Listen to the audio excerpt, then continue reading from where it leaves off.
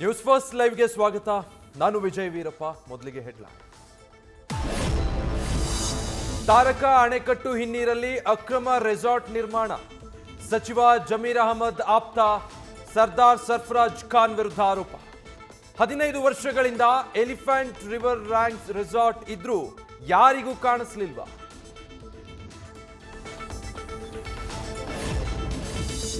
Court ಆದೇಶದ ಬಳಿಕವೂ taxi ಚಾಲನೆ. ಪಾರ್ಸೆಲ್ ಸೇವೆ ನೆಪದಲ್ಲಿ ಇನ್ನೂ ಗ್ರಾಹಕರನ್ನ ಕದ್ದೊಯ್ತಾ ಇರುವ ವಾಹನ ಚಾಲಕರು. ಖಾಸಗಿ ಸಾರಿಗೆ ಒಕ್ಕೂಟದ ನಟರಾಜ್ ಶರ್ಮಾ ಆಕ್ರೋಶ.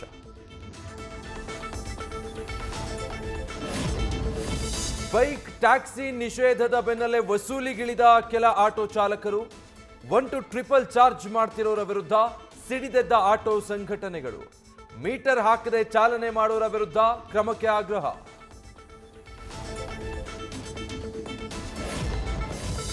ಬಿಎಂಟಿಸಿ ಬಸ್ನಲ್ಲಿ ಓಡಾಡೋ ಪ್ರಯಾಣಿಕರೇ ಮೈಯೆಲ್ಲ ಕಣ್ಣಾಗಿಸ್ಕೊಳ್ಳಿ.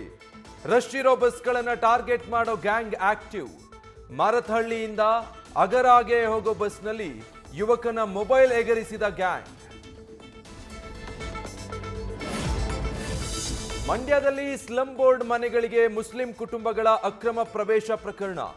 ಸ್ಥಳೀಯ ಮುಸ್ಲಿಮರೊಂದಿಗೆ ಬಾಂಗ್ಲಾ ವಲಸಿಗರು ಸೇರ್ಕೊಂಡಿದ್ದಾರಾ? ಬಿಜೆಪಿಯಿಂದ ಅನುಮಾನ.